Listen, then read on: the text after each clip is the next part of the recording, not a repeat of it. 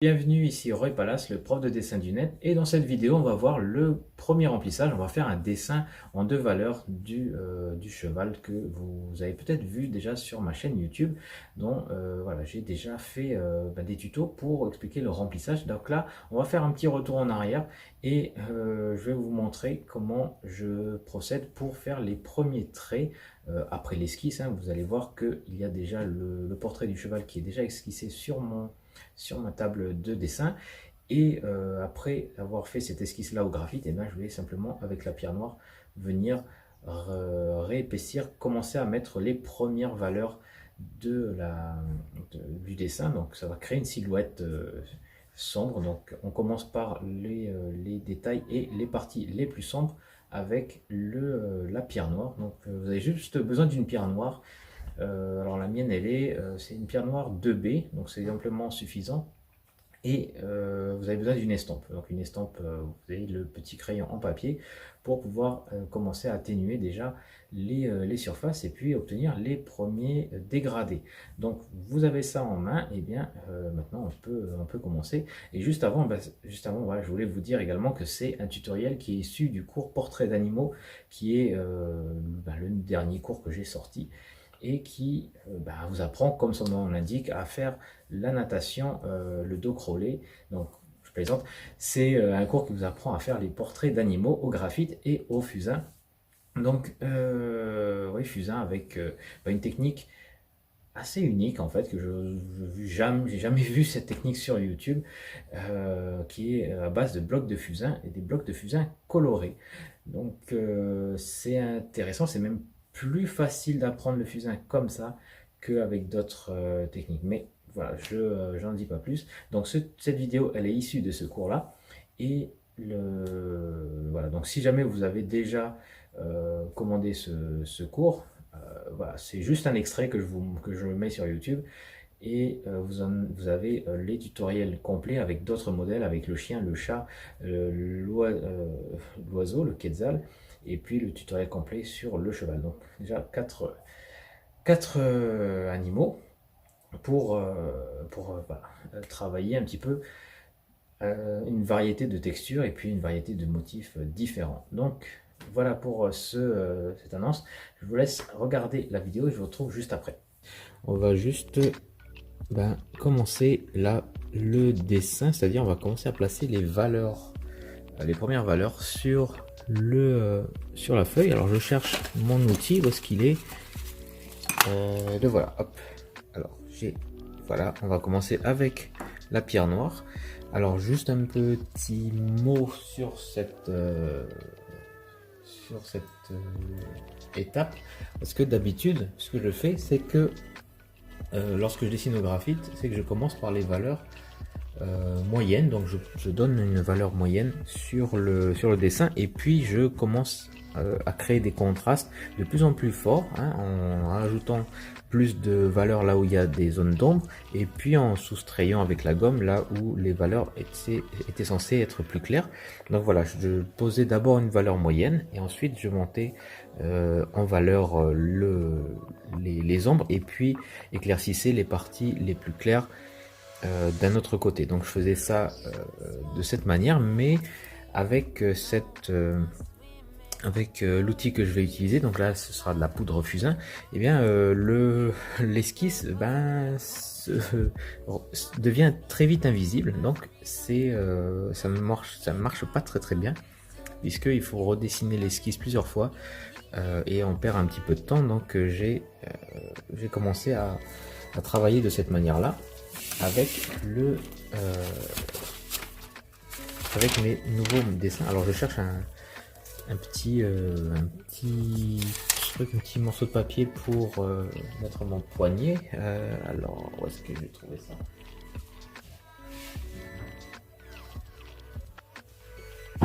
Voilà, parce qu'il faut, hop. Et donc c'est beaucoup plus avantageux là de travailler avec la pierre noire pour positionner les premières zones très sombres, comme je vais commencer à le faire. Donc là c'est une pierre noire 2B de chez Conté à Paris, parce que cet outil là va accrocher plus au papier Et on aura toujours nos repères malgré les étapes d'estompage.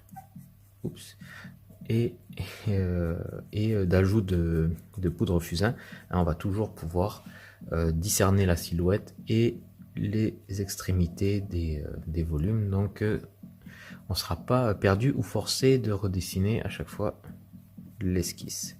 Donc il y a des zones qui sont très sombres. Donc, sur la photo, on a un éclairage qui est très cru, c'est une lumière de l'extérieur, donc on a des ombres qui sont très marquées, assez peu de transition entre les ombres, c'est-à-dire qu'on va pas avoir un joli dégradé de valeur qui va glisser sur la forme, mais on va plutôt avoir du blanc, du noir.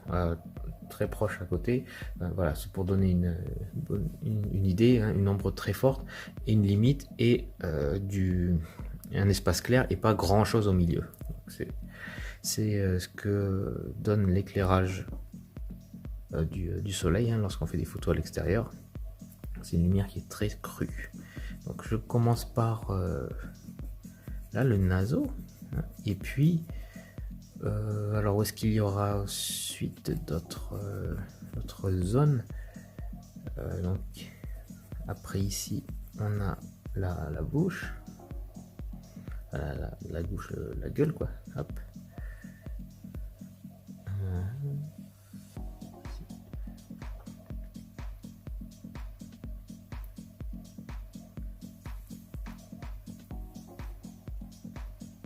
On avait quelque chose comme ça et on a un petit peu d'ombre par ici.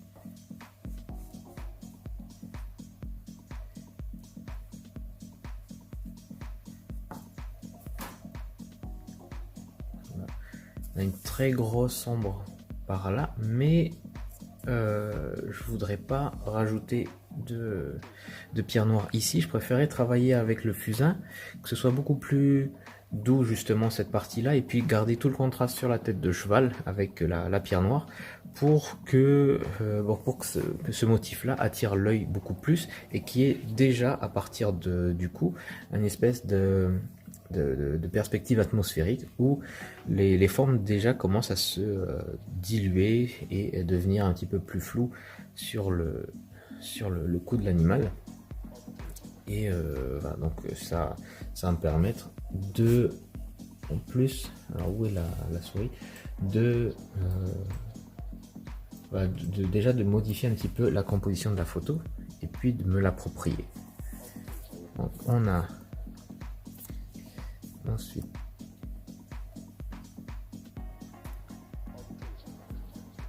ici on a quelques lignes.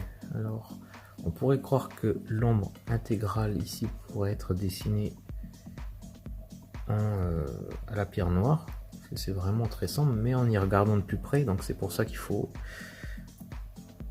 faire une petite retouche sur l'ordinateur pour regarder un petit peu les valeurs, parce que on pourrait très vite croire que cette ombre là elle est faite d'un seul bloc de valeurs très sombres, alors qu'en fait ce n'est pas le cas. Il y a beaucoup de nuances à l'intérieur. Ouais. Alors je sais qu'ici il n'y aura pas de problème, c'est très sombre, donc on va appuyer dessus. Là je vais me garder une petite réserve parce que je vais essayer de travailler cette zone là avec la poudre fusain et voir ce que ça donne si si je ne monte pas jusqu'au noir ici, hein. Je vais voir si je peux obtenir quelque chose de très sombre avec la poudre fusain, mais sans que ça fasse trop bloc justement. Il faudrait qu'il y ait un petit peu de subtilité dans cette ombre là. Ouais, donc ici je peux tracer une petite ligne, peut-être même un petit peu commencer à définir le volume là de ce muscle. Ouais.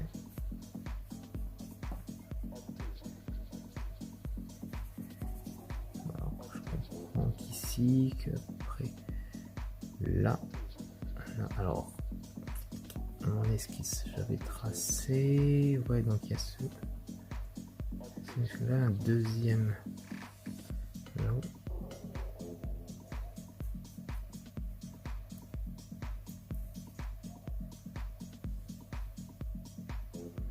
Un troisième là. Donc là, je renforce un petit peu ces lignes et puis je m'assure de bien comprendre les volumes, les reliefs. Et donc là, on a un relief qui forme un peu de cylindre, quoi, si on simplifie. Là, un deuxième et un troisième, là, un peu plus large, qui s'arrête à ce niveau-là. Donc là, j'ai déjà un repère et puis un peu plus loin par ici. Voilà.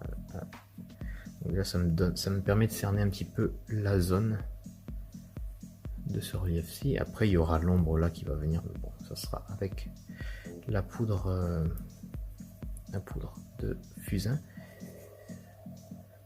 Ici. Voilà. Ok, pour cette zone là, on a à peu près ce qu'il nous faut.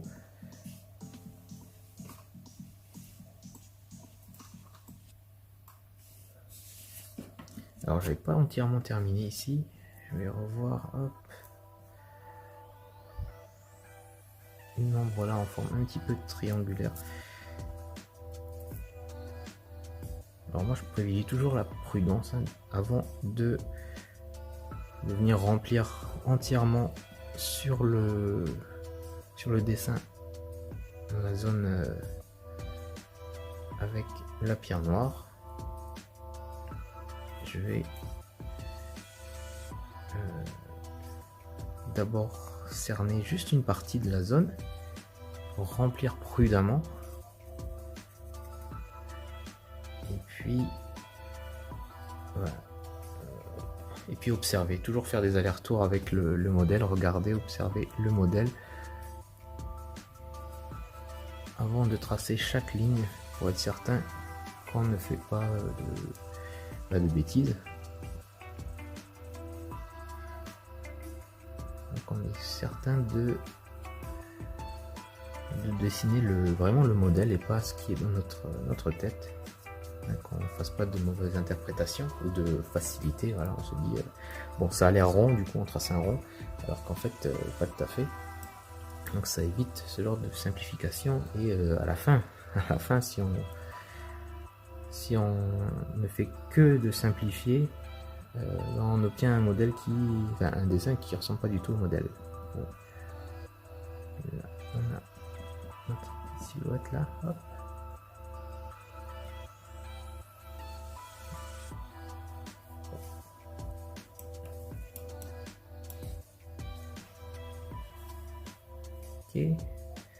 Et on va continuer avec l'œil. Donc là également, faites attention parce que au niveau de l'œil,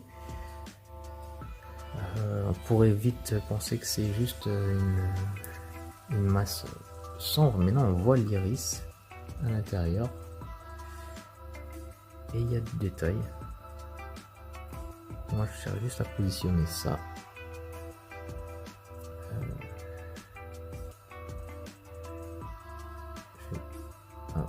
Je place ici, on a une ombre qui est assez marquée qui remonte là au niveau de la paupière.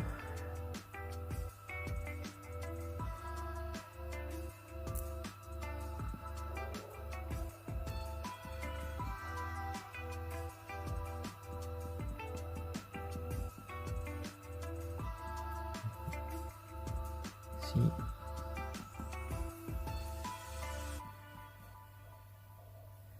À l'intérieur ici, c'est également dans la pénombre là. Donc pour les petits détails, je vais rajouter ça plus tard, mais en gros, voilà.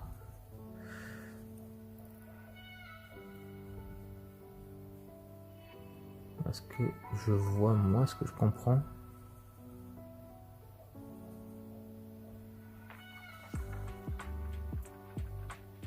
c'est cette disposition là.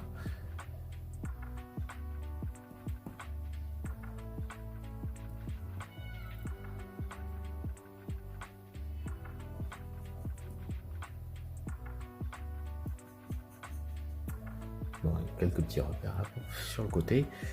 Et puis on a ici également un petit coin, un petit pli là. Bon, très rapidement. Et puis évidemment la crinière. Voilà, crinière, les oreilles. Donc je vais faire quelques mèches et puis après pour le reste de la vidéo, et ben, je vais simplement l'accélérer parce que voilà, ce sera assez rébarbatif et très répétitif, hein, tout simplement rébarbatif, répétitif. Alors là on a quelques mèches sombres et puis normalement si vous avez bien observé votre modèle et bien fait l'esquisse, il n'y aura pas de problème, vous allez pouvoir trouver un petit peu où se trouve, vous allez correctement placer les mèches sombres parce que c'est simplement ça que je vais dessiner. Et encore une fois, si le modèle avait eu un éclairage différent, donc pas forcément sous le soleil, en plein jour, peut-être que je n'aurais pas utilisé la pierre noire pour remplir ces zones d'ombre, mais simplement utiliser la poudre fusain à ce niveau là. Bon, peut-être juste un petit peu pour marquer justement la composition des mèches, pour marquer l'esquisse, pour pas que qu'elle s'en aille une fois avoir estampé. Mais peut-être voilà, l'estampe, la pierre noire n'aurait pas eu une aussi grande importance. Donc ouais, et puis ça vaut aussi si la crinière a des poils plus clairs que ça. Donc je sais pas moi, les chevaux avec des poils blancs par exemple, peut-être que je n'aurais pas utilisé la pierre noire. Donc voilà, ça c'est à adapter en fonction du modèle que vous avez. Voilà. Bon, je vais continuer et puis bon, je vais accélérer un petit peu la vidéo pour vous montrer ensuite l'étape finale lorsque la silhouette est entièrement retravaillée à la pierre noire.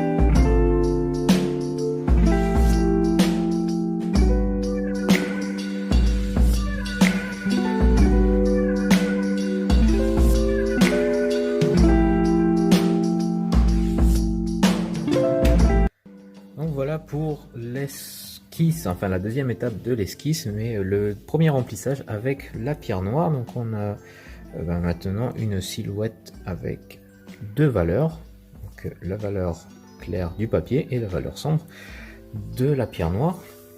Et en gros voilà ce que ça donne. Donc juste un petit mot sur l'oreille ici.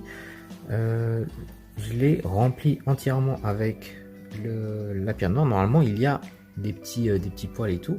À ce moment là du dessin, on n'a pas besoin de se focaliser trop sur les détails, et au lieu de dessiner la zone ici sombre en tenant compte de tous les petits poils, de tous les interstices entre les poils pour essayer de les représenter. Ici j'ai carrément dessiné, rempli la zone comme s'il n'y avait aucun poil, puisque ceux-ci on va les ajouter plus tard dans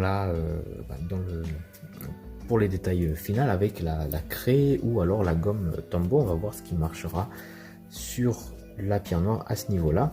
Et puis donc voilà, simplement rapidement les principales mèches esquissées à la pierre noire pour la crinière.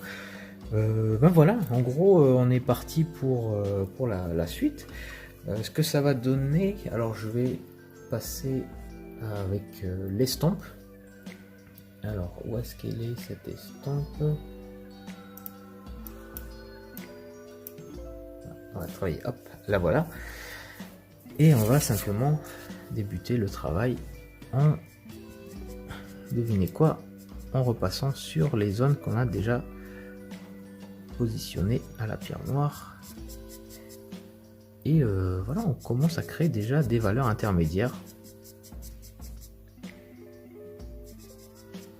sur le cheval. Donc moi je commence là par le museau.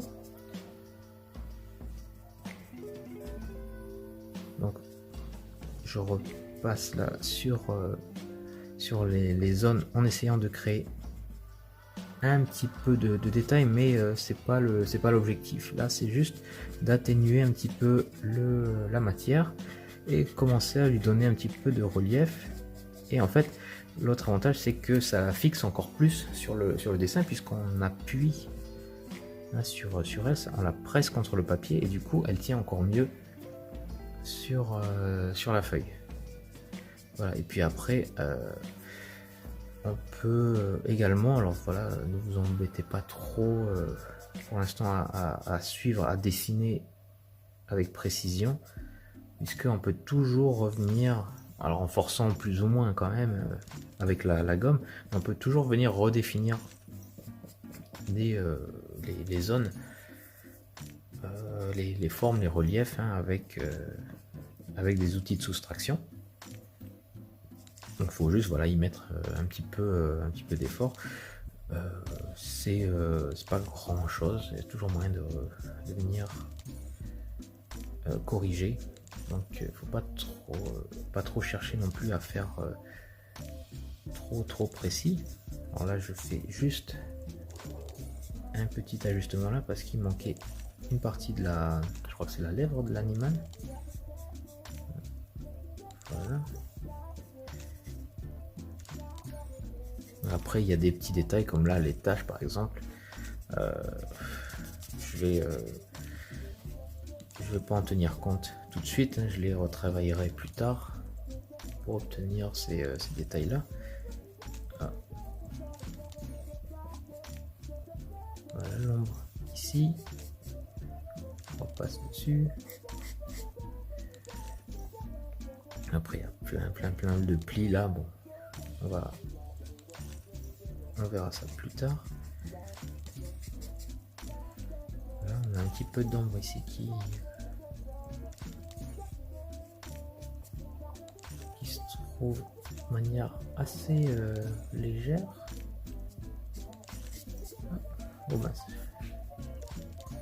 Alors, on appuie là et on va repasser à peu près là où on a commencé à travailler les ombres. Là.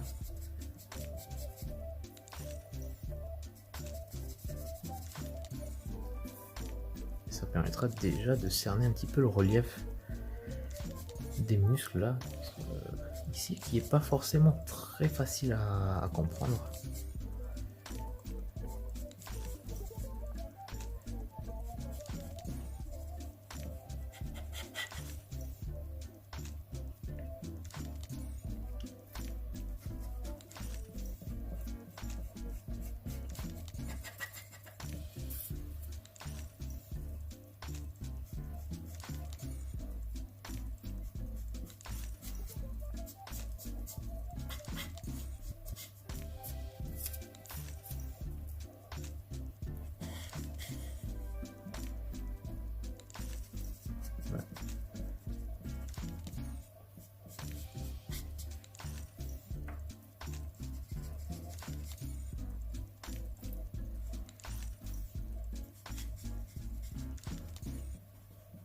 Voilà.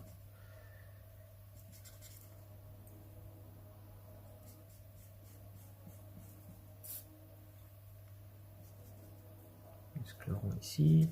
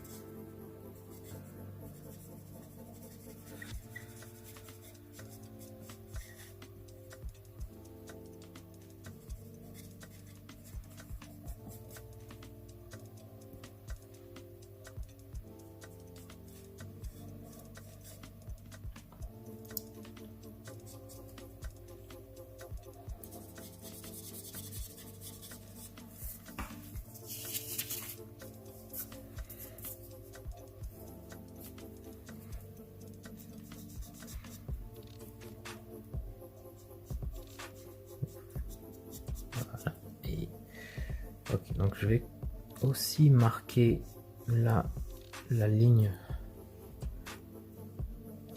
qu'on voit ici pour bien définir la silhouette, pour éviter de confondre cette partie là avec le fond. Et puis je vais repasser un petit peu là sur l'esquisse, donc juste au cas où je retrace sur les ombres, je repasse un petit peu dessus pour déposer un petit peu de pierre noire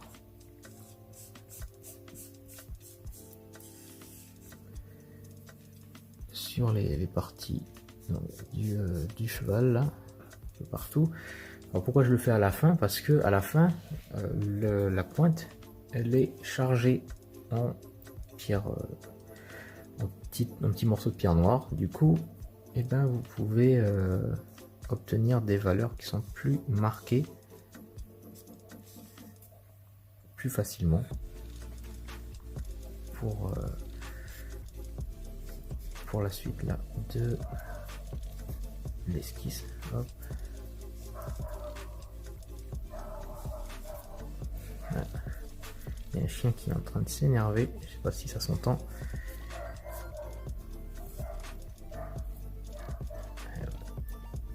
Donc on repasse sur chaque petite ligne. Donc c'est juste pour que ça tienne un petit peu plus pour l'étape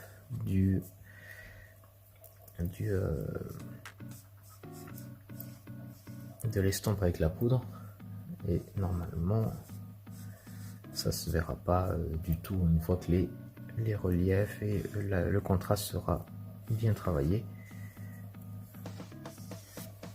Et puis bon, ça rend une esquisse qui est déjà assez jolie, qui est sympathique à regarder.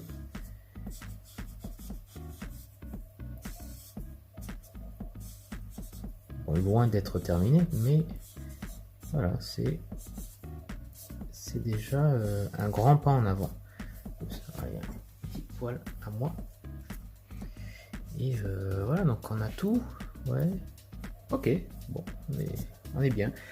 Ok, ben voilà pour cette partie. Voilà, vous avez vu comment faire le premier dessin en 2 valeurs de ce cheval. Donc simplement avec la pierre noire, vous repassez sur les lignes les plus épaisses, celles qui sont dans l'ombre, enfin les ombres fortes, tout simplement avec la pierre noire, et puis vous atténuez ça avec l'estampe, et vous voyez que avec la poudre qui se retrouve sur l'estampe, vous pouvez déjà commencer à colorier un petit peu, à remplir certains espaces comme la crinière comme on a vu, et puis on obtient déjà une silhouette qui est assez fidèle. Donc l'avantage de ça, c'est que quand on va appliquer le fusain par dessus, et ben les traits ne vont pas disparaître, on verra quand même les contours de la tête de l'animal, et puis on va pouvoir travailler les valeurs intermédiaires à partir de ça.